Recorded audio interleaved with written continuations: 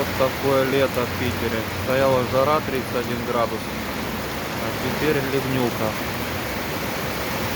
О, ужасная погода. Все засыпает, заливает.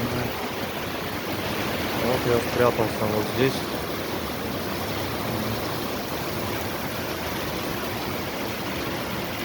Ну, ребятки, жить в Питере, иметь плащ либо зонт.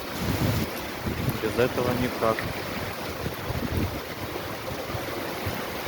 Такова история. Ага. Вот аферисты вот здесь пишут. Не верьте. Так вот.